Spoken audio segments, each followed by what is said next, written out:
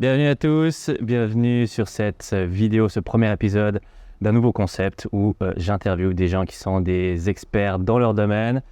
Donc Seb, la première personne, bienvenue, tu as l'honneur d'être la première personne dans ce format. Donc, merci pour l'accueil. Avec plaisir. Un cadre magnifique.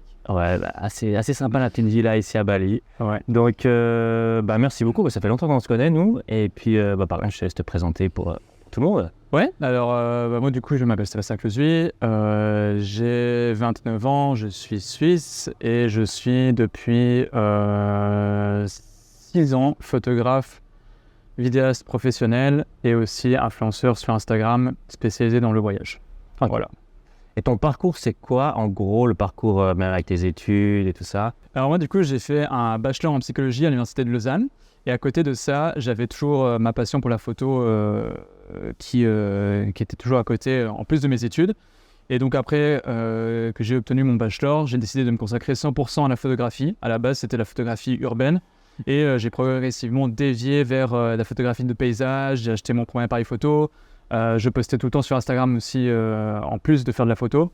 Et petit à petit, ça a pris de l'ampleur. Je me suis mis de plus en plus à fond sur Instagram. Donc j'ai privilégié là, du coup, ce réseau social-là.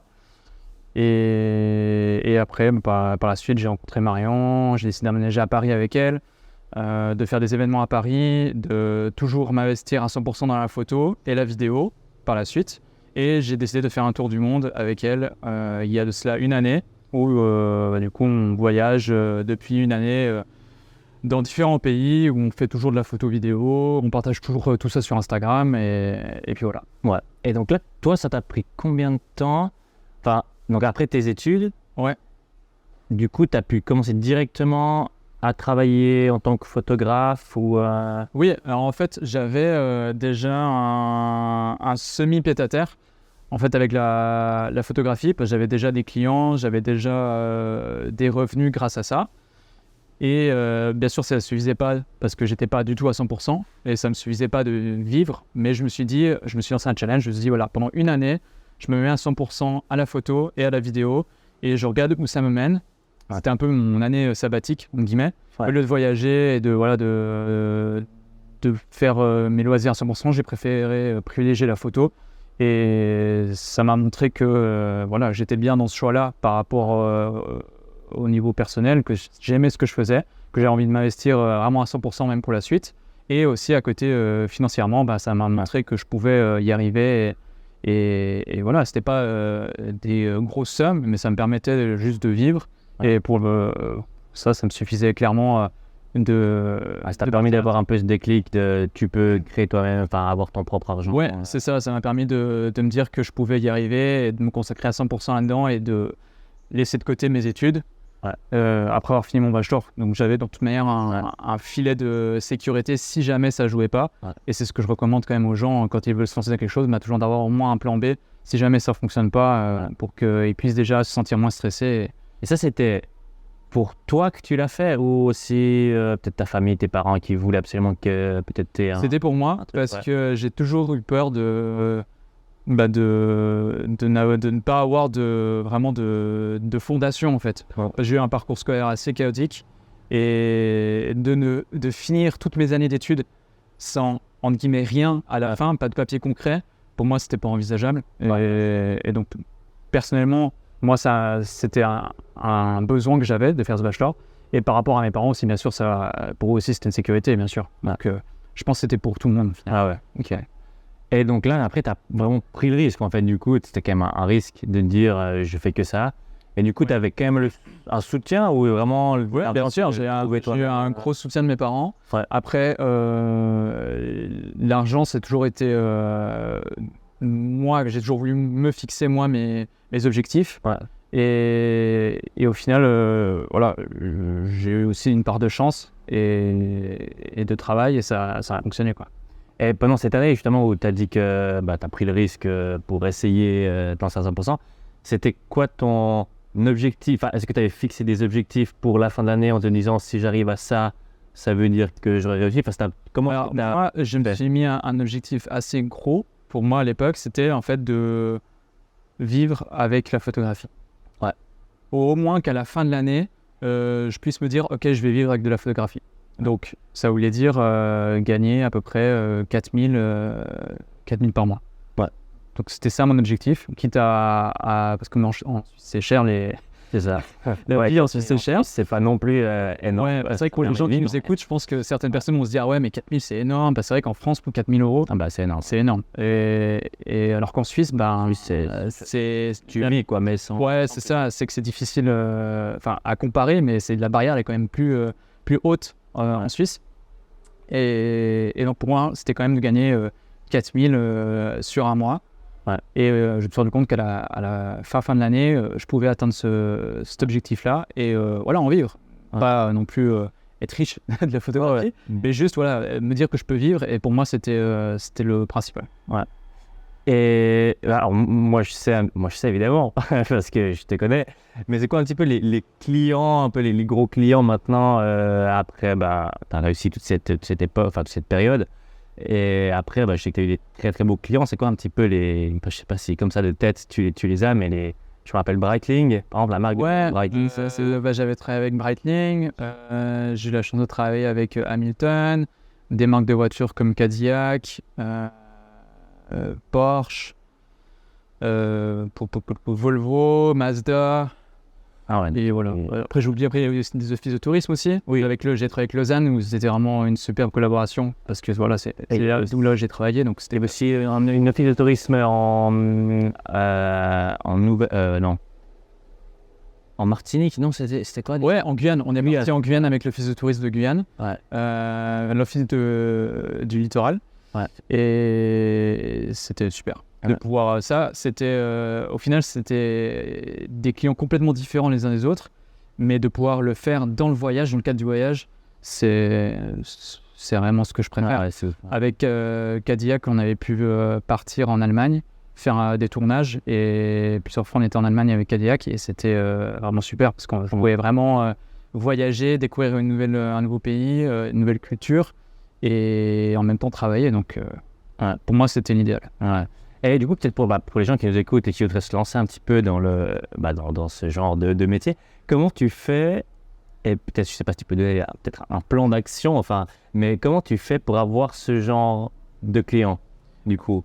Moi, ce que je conseille, c'est vrai qu'on me pose souvent la question, et c'est très, très intéressant comme question. Moi, je conseille de ne pas avoir peur de travailler gratuitement au début. Ouais. De clairement... si tu as l'occasion de faire du travail pour un client gratuitement, c'est déjà super, parce que c'est-à-dire que le client te donne quand même sa confiance, elle te donne quand même, entre guillemets, son image, parce que bien sûr, tu travailles avec ton client, donc mais le client, il a une image, il ne peut pas travailler avec n'importe qui, donc c'est déjà une chance pour moi, je trouve, au début, de travailler gratuitement pour un client. Et si tu n'as pas de client au début, ce que moi, j'avais pas non plus, au début, j'avais pas de client, eh bien, faire du contenu gratuitement pour toi, pas forcément mon client, mais pour toi, pour qu'après tu puisses créer ton portfolio et montrer après aux futurs clients, voilà, j'ai fait ça. Est-ce que ça vous intéresserait que je fasse la même chose avec vous? En fait, il faut avoir une matière à montrer aux clients, qu'ils puissent se projeter en fait dans ce que tu fais. Et c'est important aussi pour toi, je trouve, de faire différents thèmes, univers dans la photographie. Moi, j'ai fait de la photographie de mariage au tout début. Ça m'a permis d'acquérir plein de compétences que je n'aurais pas eues si je n'avais pas fait du coup de la photographie de mariage. De la photographie urbaine aussi, quand on pense avec du coup, tous ces systèmes de perspective qui est hyper important dans la photographie architecturale.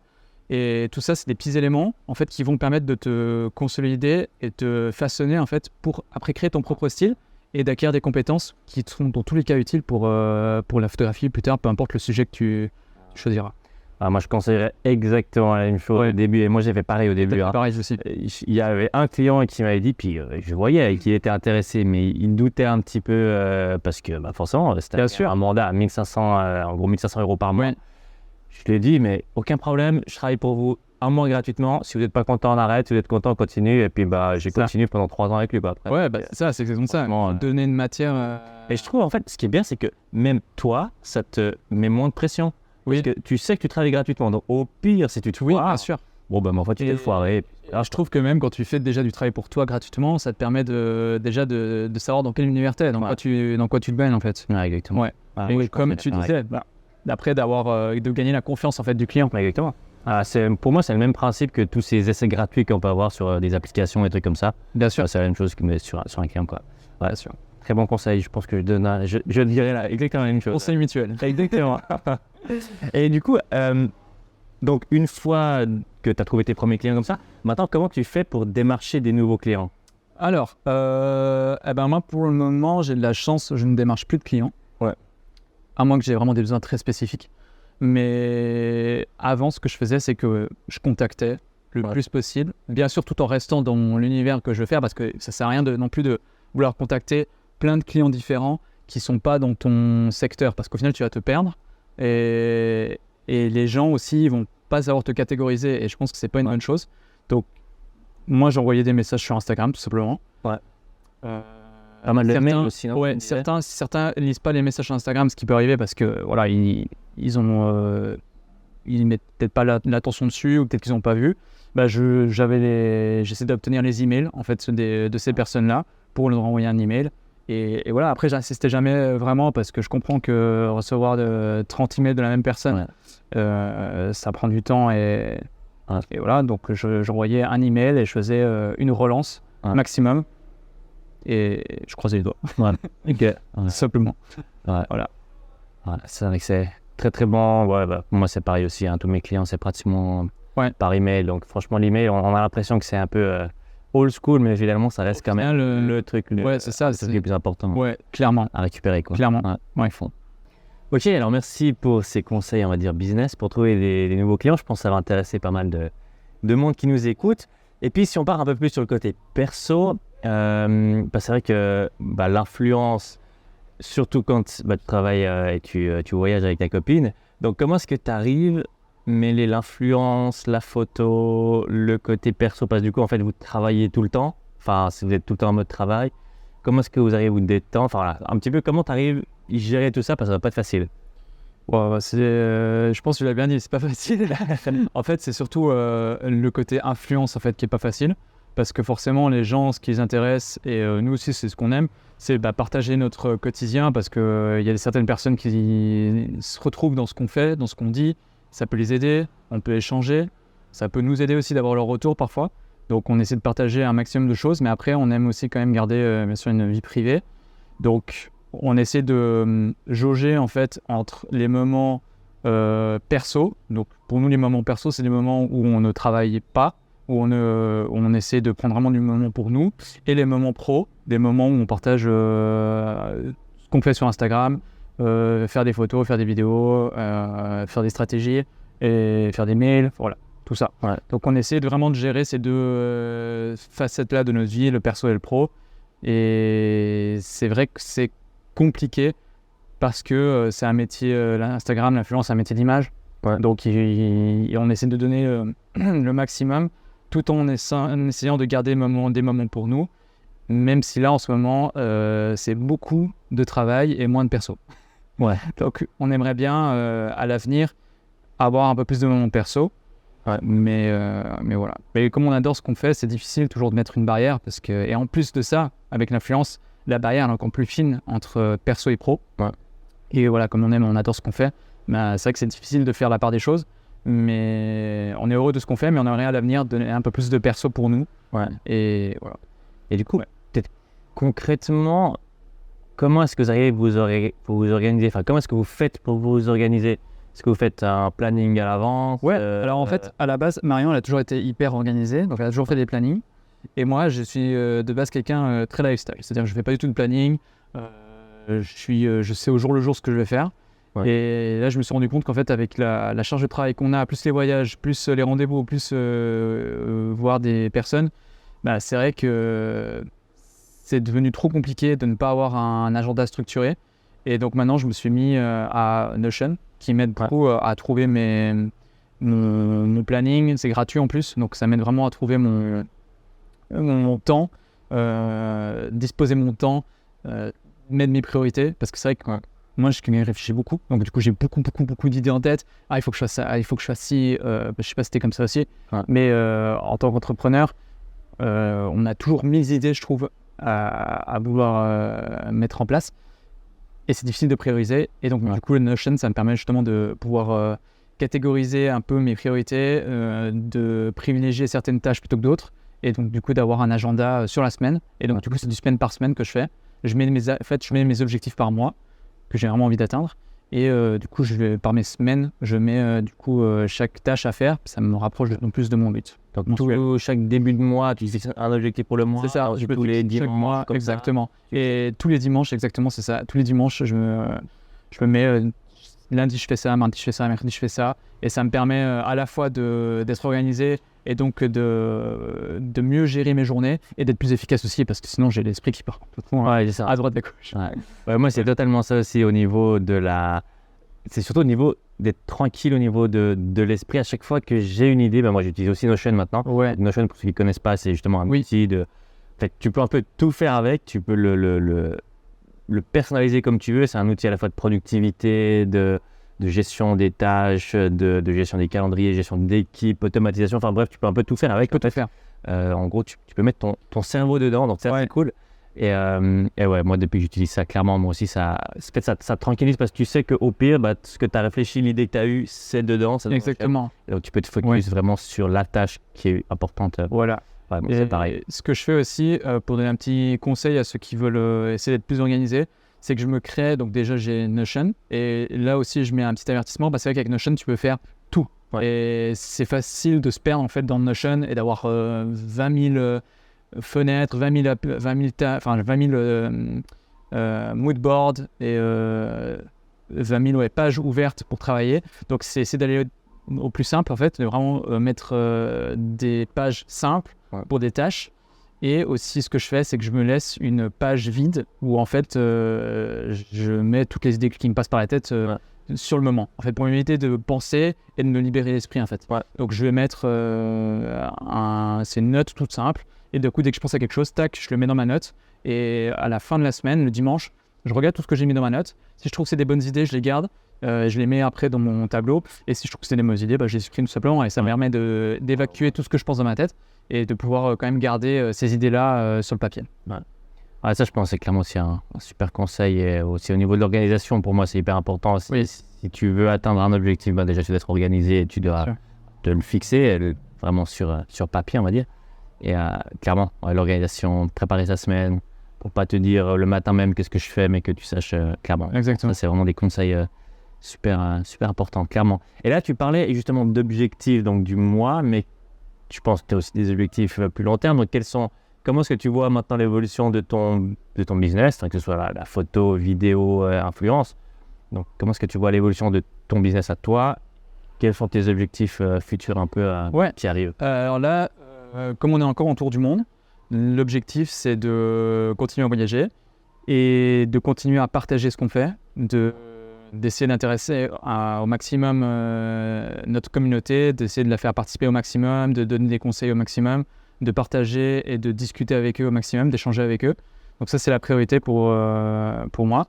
Et à plus long terme, ce serait de garder quand même ce côté photo, vidéo et Instagram, et de se lancer du coup un peu plus dans l'entrepreneuriat. Mais voilà, on verra. L'entrepreneuriat, t'entends donc plus dans du business de manière générale. C'est un peu plus en dur, enfin un business un peu... C'est du dur. Ce serait pas... j'aimerais bien lancer des formations. Oui. Donc digitalement. Voilà, j'aimerais bien lancer des formations, et je pense que le prochain step, ce serait ça. Ce serait, parce que j'en reçois souvent des questions, comment est-ce que tu fais de la photo, comment est-ce que tu fais de la vidéo. Donc c'est mon but. Prochainement, ce serait de faire des formations là-dessus. C'est pas un qui serait intéressé vu ton talent, c'est clair que ça serait pas mal. Mais du coup, on les mettra évidemment en description dès qu'elles seront prêtes. Avec plaisir. Avec grand plaisir. Et puis, est-ce que tu as aussi des objectifs au niveau du nombre d'abonnés? Est-ce que ça, c'est quelque chose...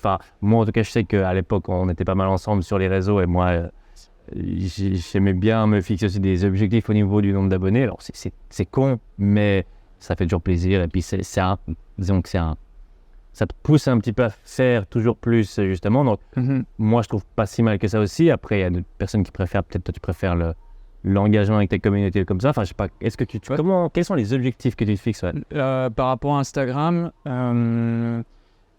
bien sûr, c'est sûr que ça fait toujours plaisir d'avoir une communauté grandissante. Ouais. Après, c'est toujours important de se poser la question si c'est une communauté grandissante bénéfique qui va t'apporter quelque chose ou si au contraire ça va plutôt te pénaliser.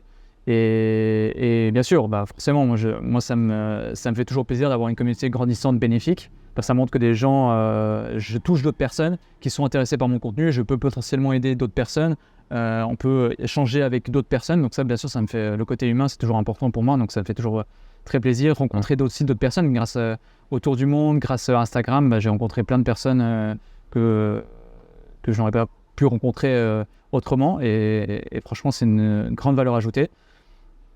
Et sinon, niveau croissance sur Instagram, là, mon objectif, c'est vraiment d'essayer d'aider un maximum les gens, d'échanger un maximum avec les personnes, qu'on puisse vraiment créer de plus en plus une grande communauté, qu'elle soit croissante. Et ça, c'est mon objectif sur Instagram. Et active. Ouais. C'est ça. Et après, à côté, voilà, j'ai toujours la photo, la vidéo, c'est m'améliorer tous les jours, me renseigner, apprendre plus sur la photo vidéo parce qu'il y a énormément à apprendre. Tous les jours, il y a des changements, il y a des nouveautés, donc c'est aussi mon objectif en plus de Instagram, parce que c'est un peu lié, photo, vidéo et Instagram, pour moi. Ouais, clairement, oui, tout est clairement. Et du coup, alors, il y avait les objectifs, on va dire, business, puis il y a peut-être les objectifs un peu plus perso, objectifs voyage. C'est quoi un petit peu les prochaines alors là, on est, au jour où on tourne ce podcast, on est en Indonésie encore pendant 4 mois.